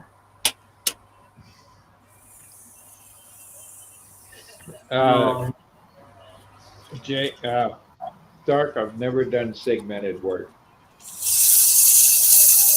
I've got the band saws and stuff to do it, but it really hasn't fascinated me to do it. And it's a lot of work, and I do it for free. No, she had every intention of doing it after we did the shopping today, and then when we got back, she couldn't be bothered. So, oh well, can't be helped. Always tomorrow.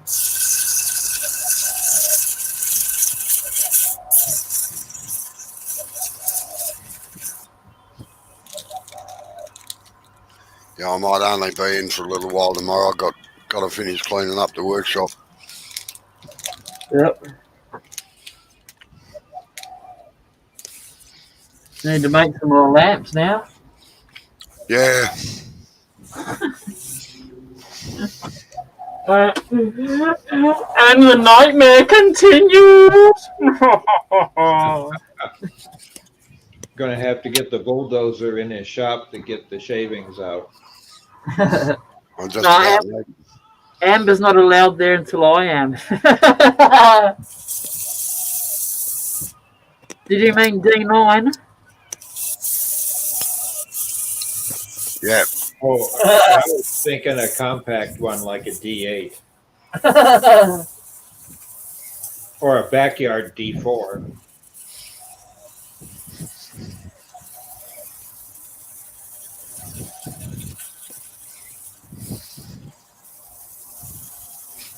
I'll be back in a second. Yep, I'll be here.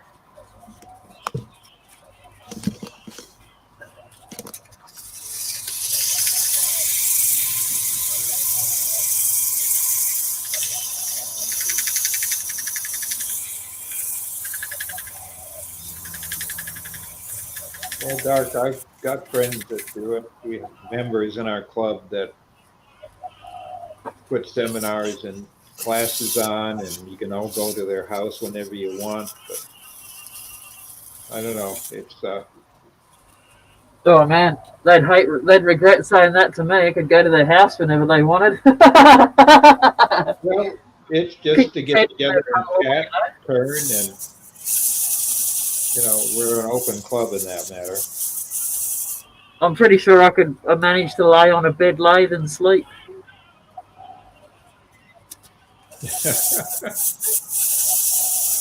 Why do you think they call it a bed?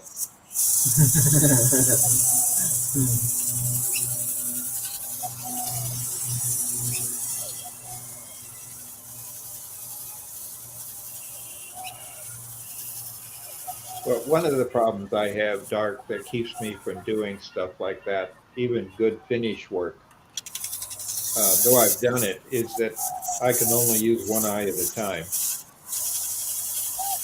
And if I use both, the problem I have is that since my eyes are misaligned, that my left eye was born rolled up in my head somewhat, and they used eye surgery back in 47, 48, and it was the very first ever, and it was experimental in this country. Long story, even the doctor that was there that did it was banned from any surgery. He could be in an operating room, but he was banned. But he developed the technique of doing muscle surgery on eyes while he was a doctor in a German prison camp. So he was teaching how to do eye surgery, and I was one of the first few, either that or take my eye out, because I couldn't walk without a patch over my eye. But they never got them lined up. So let me get where I can be in screen. If I put my fingers like this and look straight ahead, my two fingers, I know if I bring them together right now, they would touch. But when I bring them together, I find out about here that they don't meet. So as I switch between eyes and I do it so fast, I don't notice it. But it's a problem when you're working with saws, power saws, stuff like that. So what I have to do, and I've learned to do it, is I always close an eye. That way I don't get in trouble by picking the wrong eye to see. So I've just learned to live with it. How the military let me in, I know now because they went after me. It was for my electronic background and my FCC license, broadcast license, and all that I had earned while I was in high school. What the typical people getting it were in their 30s and 40s, and here this 18-year-old has the highest license you can get from the FCC for a broadcast. Because I was a ham radio nerd. So they come and got me, and they waived my site requirements because I would have been 4F. But I didn't know what they wanted me for. They just said it would be interesting and exciting, and yeah. Never saw combat to speak of, except that I was out in the field a lot, and there was a lot of shooting going on around me.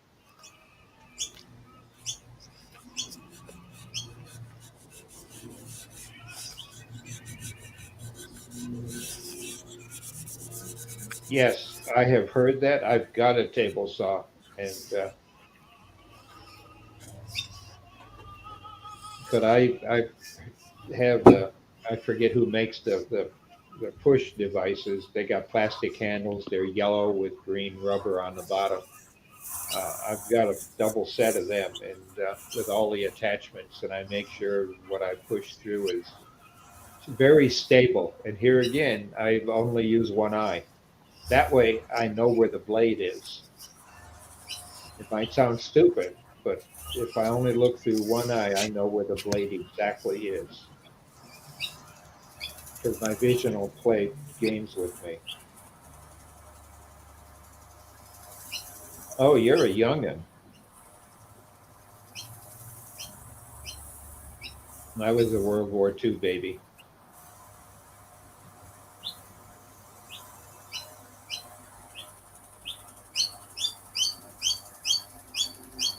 And the same thing with a bandsaw. I use one eye, and often I find in turning, if I'm doing anything that's important, I switch eyes, and it's become automatically with me. I don't have to close an eye to do it, but I know if I'm going to do a cut with something, I switch to my best eye, which is my left eye, just before I hit the wood with a tool. And I do ride the bevel, and I do what people say you have to do, where I'll actually hit the back of the tool a little above the bevel, and then feel it on the tool, and then raise the handle to do cutting after I find where the point actually is, because I don't have any depth perception that close. So all the things that these instructors tell you how to do, I have to do because I don't have the judgment to just take it down and start cutting instantly.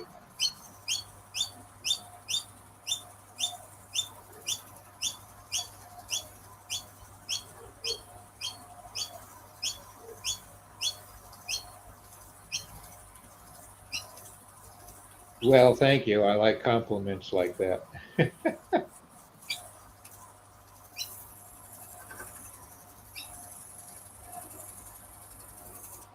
What you're saying there, Dark, is he's nearly my age. Is that what you're saying? 50? Yeah, I'm nearly 50. I'm 5 years off from it. Yeah, sure. Yeah, I was born in 20. I was born in '75.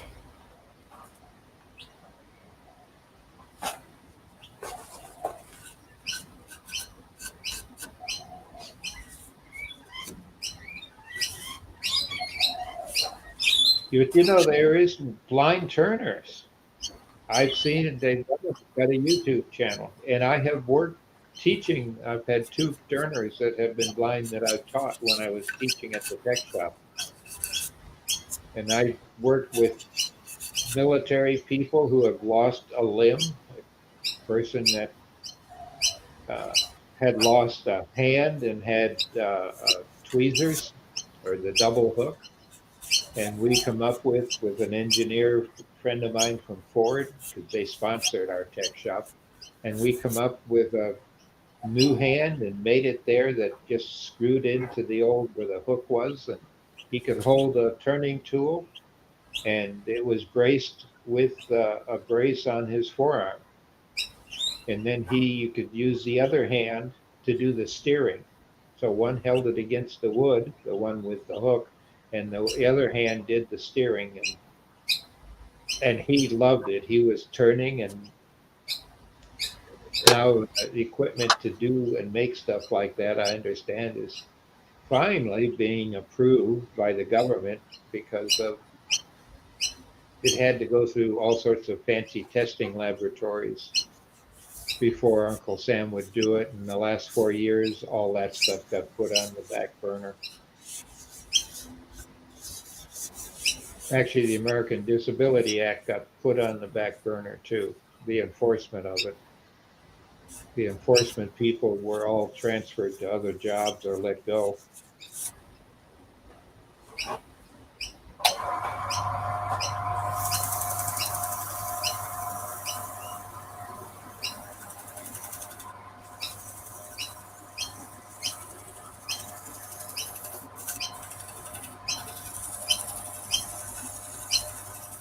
Well, Dark, you're not as old as you look. You're as old as you act. Well, you're as old as you touch. My wife's 9 years younger than me.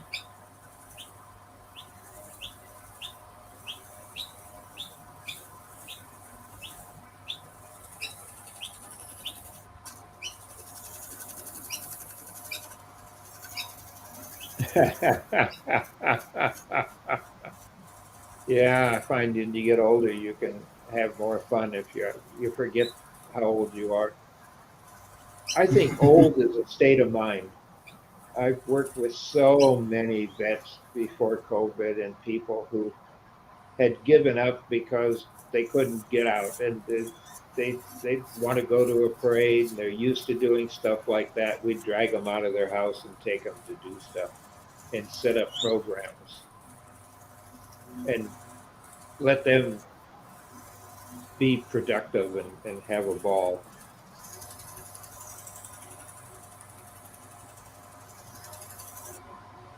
Yep, make them feel like they're valued.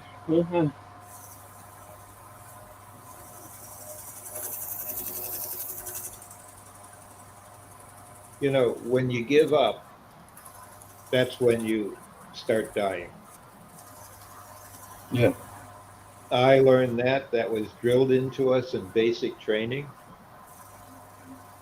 When you give up is when you start to die. So don't ever give up. When people ask me how old I am, I say, well, I'm giving the Undertaker a run for his money. That's common saying. It's people Jay's age that give me great enjoyment watching them learn and do something and grow. I've gone through 3 generations of kids that I've done that with.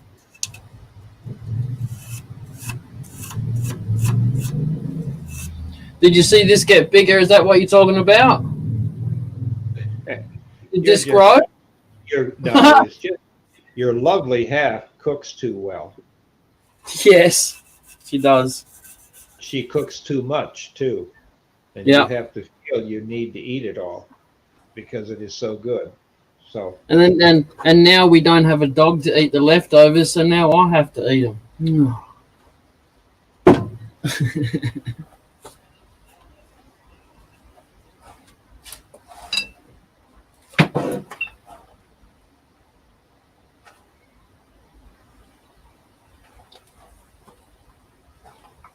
where are you moving to?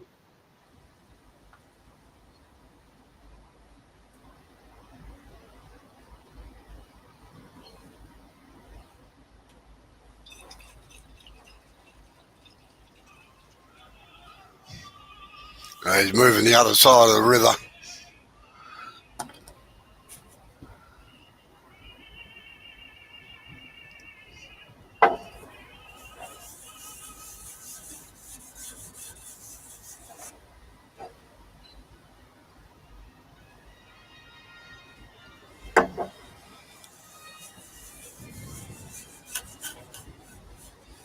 Hey, what date was that Woodturners retreat thing on that Cade was in? Next couple of days or something, isn't it? I don't remember. Just get him on chat. He's always watching it. Just hit video and talk to him. All right. That's how I do it. I just use the Facebook chat video section. If the Canadian dollar isn't much different than ours, I should be able to buy a ticket. All right.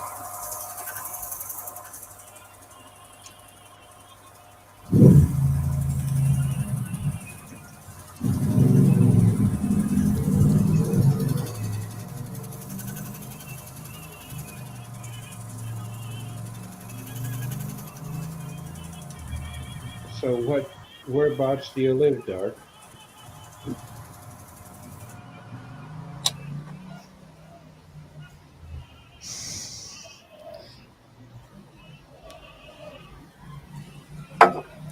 When does she want her lamps by, Robbo?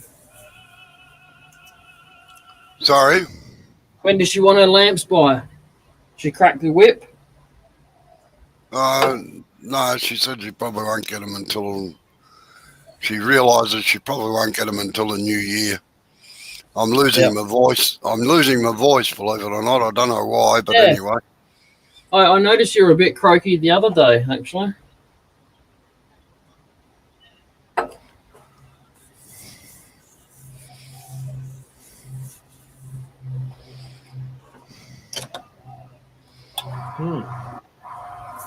I don't even know where that is.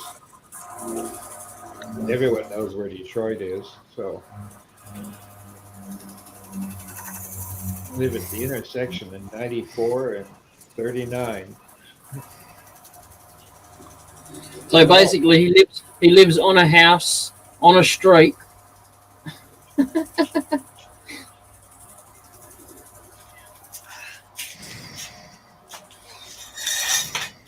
Okay. I know a little about Western Michigan, but not very much anymore. It's been a long time since I've done anything out there, probably 25, 30 years. All right, I'm going to have to go. All right, thanks for coming in. All right, I'll catch you later, Jade. See you later, Bob. See you, See you Dark. later. Yep.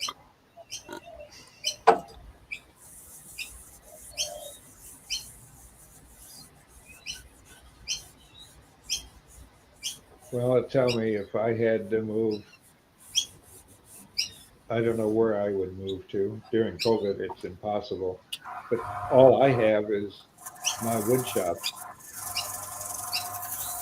in a bedroom where I'm at now. And the wood shop takes up the 2-car garage.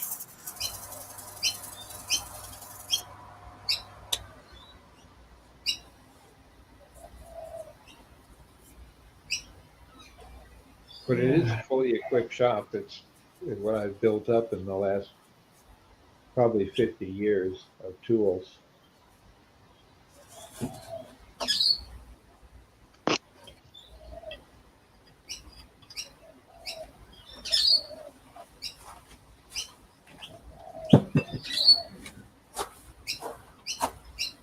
Yes, it is for me. Well, it's really become a bit of a nightmare in the sense that I'm used to having other people come over because I've got 3 lathes. A beginner's, a 10 lathe that I've had for years. And then I've got a jet, full-size jet lathe that I've had for quite a while, maybe 15 years, 20 years. And then the Powermatic just showed up one day in my shop. I come home and go out in the garage and hear it sitting out there with a note on it saying, "It's mine until I die." Wow, I like that. That has, to me, I like the natural part in the Yes. tree God give you. Yes, it's very nice, that bit of spalting, isn't it? And that one, yeah. Yes, extremely nice.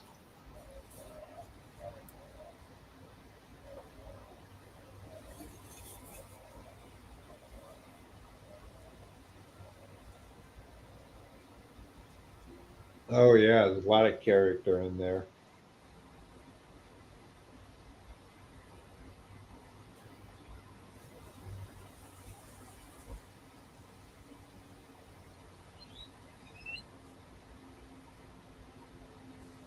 Yeah, it's got a lot in this piece, that's for sure.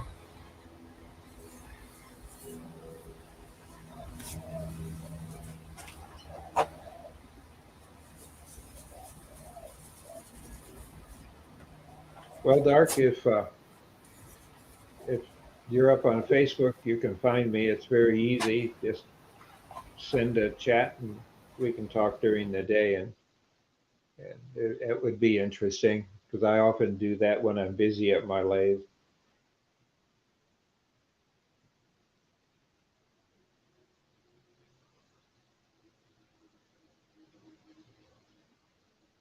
Then we'll get you active in if the Grand River has a great wood turning club, so you'll have fun there. I'm a member of it, but I have never attended a meeting except now online, and they want me to do a demonstration in spring, but that's being pushed back because of COVID.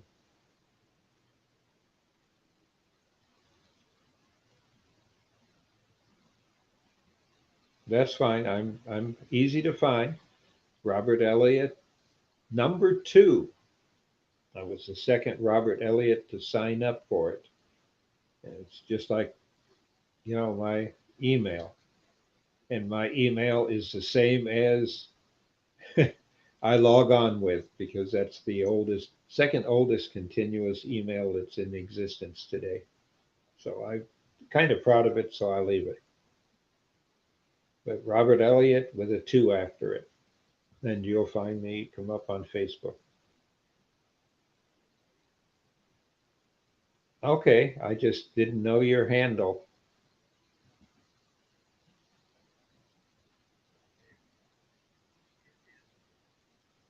Well, it looks like he's about ready to go. And kill it all. So see you tomorrow night, talk to you. Maybe if you're free tomorrow while I'm in the shop, we can gab a bit over lathes, but you're busy moving. So when you get a chance, but we'll catch you later. Okay.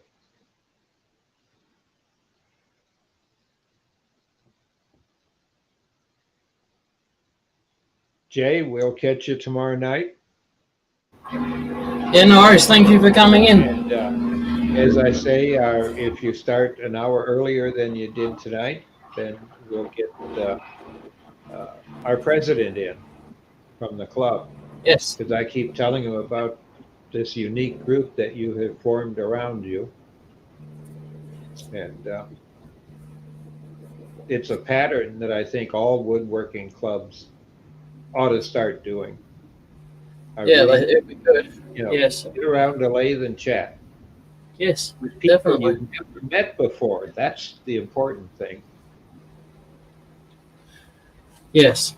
Getting out there and, yeah. Yep, I don't mind it at all. I think it needs a name, doesn't it? Yes. I have said that it's like chatting in the shop or the shop get together. There's 100 things that women have often said when they say, "You're going out and do blah, blah, blah in the shop again," because they know your friends are all getting together, whether it's to have a smoke or get stoned or drink a little or whatever. Yep. Watch a football game or sports game, just guys together talking. Yep. Well, we have one thing in common, it's woodworking, but we have a lot more in common as people. But there's always a little twist to it when you're across the world or across the country or in a different state. Yes. They call it the virtual workshop. Well, or chat, working Yeah, the chat. virtual chat. Yeah, working chat. You know, and it could be done with anything. Could be, Mm. you know, our friend that's doing scroll saw around. He could be sitting there doing scroll saw work while he's got Yep. a phone, you know, aimed at it, and Yes. he can be talking about what he's doing. But the conversation is between people. Yeah. And then you question, and that's interesting with what you're doing and how you did that, and that's great with like Robo's background and others that have been around, and a lot of your friends that you know from Australia that know more about wood than wood that we think is expensive and we know is expensive when it comes this way. Yeah. You know, when you treat it as trash, and it makes me cry. Yeah. It is. And we have, you know, some of the best hardwoods, and so does England and others that are out there. And we've got massive forests with the wood, and we take it for granted. Yeah. No, I wish it didn't cost so much to export wood, because then I'd pile it all up. Because yeah, like you said, we get loads of it and just sits there doing nothing. Yeah, the weight to ship it's just ridiculous. You can't do it. Yep. But You have to that's wait something for SpaceX we can to make a talk about. teleporting That's the machine. big thing. We can a term that my great uncle used to use before he passed away, commiserate. Yep. We can commiserate about it. You know, Yes. moan and groan about only if. But then, like I found from you guys, who the wood you use and take for granted, about the problems and the hardness of it and things that, well, maybe I wouldn't want to play with it if I had it. Yes. And we watch you go through it as if it's nothing. Yep. Yeah. No, it's good fun. I have enjoyed it. It's the lives have turned out to be something that I wasn't expecting, but I do enjoy it, definitely. Well, I appreciate it because I see it as being, at least on this end, and when I've had people from, like Mark, show up from England, and I've talked to Mark about it, and he thinks it's just fantastic, and he's trying to do the same thing. Yep. You know. Yep. The key to that is invite everyone in. That no one wants to type; they all just want to talk. Yeah. And not criticize. Yeah. Yep. Because you don't do that when you're in a friend's shop. Yeah, that's right. Yes. You might see a safety problem, and you might have a comment about, if you try this, that might be that, or boy, I see something in there different. You know, and then they stop and talk, because that's what I do with when there's no COVID, and I've got friends come by and make it. I got relays and they get on it. Right now, I got my best friends. When COVID hit, I took the lathe apart and put it in his trunk, or had him do it. I couldn't carry it, but it's in his garage, so he can actually be on the lathe, and the only thing he has is an Apple tablet. So he gets up on the internet and prompts it up and made a little holder for it, and we Yep. can talk for an hour. And I've been able to, with the Facebook stuff, being able to do other stuff to combine other people.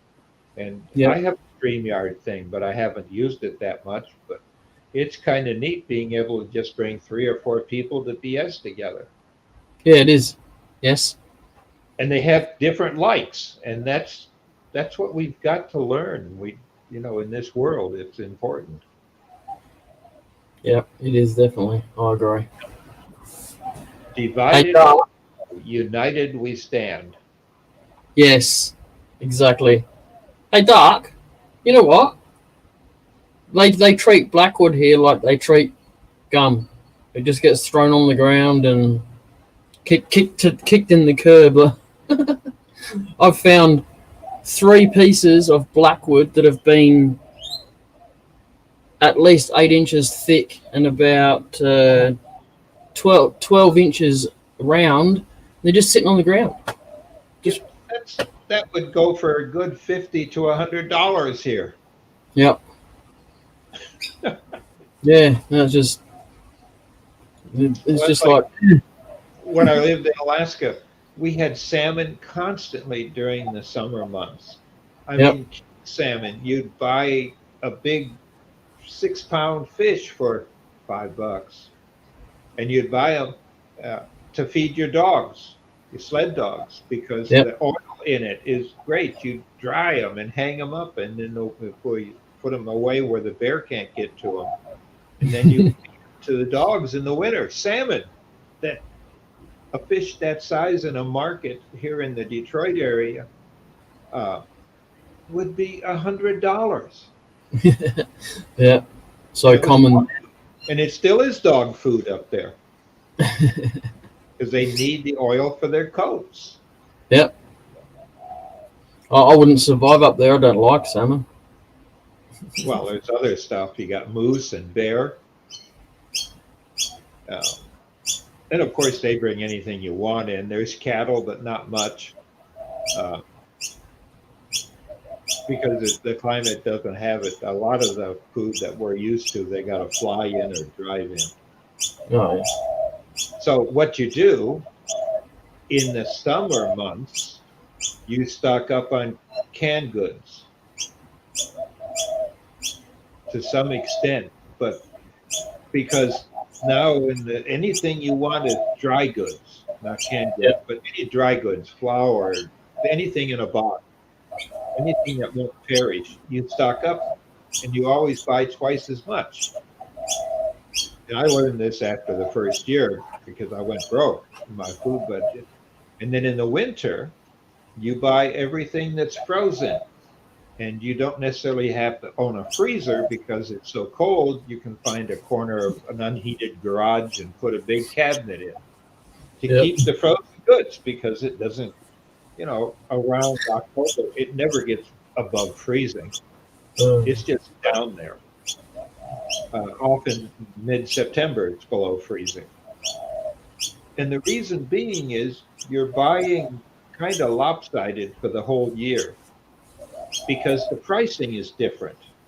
In the summer, you're buying frozen food, you're paying for freezer trucks to drive all the way up north to deliver it up through Canada. And that's like a 3-day drive. And that adds a lot to that frozen vegetables that you're buying at the grocery store. Yeah. If they bring it up by ship, that can be about the same price. And there's no rail that goes there. So in the winter, you stock up on them because now they just put them in the back of a semi and they stay frozen because it's frozen outside. Mm-hmm. So you buy the frozen stuff when the shipping is the cheapest, and you stock up for the summer. So you have to buy off season and stock. Mm-hmm. But that works. Yeah, it's tricky, but that's how people have done it up there and survived, and it keeps the budget down. Yeah, wouldn't have thought about that. Not across the line if I was there. A while. No snow here. Good heating right about now, but yeah. We still got a little snow here on the ground outside, but mostly where the snowplow piled it up. Oh yeah. Well, we'll catch you tomorrow night. Thank you again. All right, no worries. Thank you. Yep. Take Have care. a good night. I sure will. I'm going to go lay down and listen to a little bit of music or a radio story and turn in. Well, good night. Good night.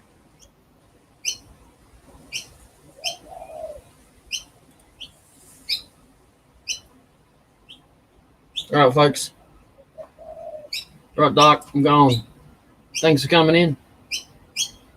Yeah, I understand what you mean about the pen blanks, yes. Most probably is a lucrative market in it, but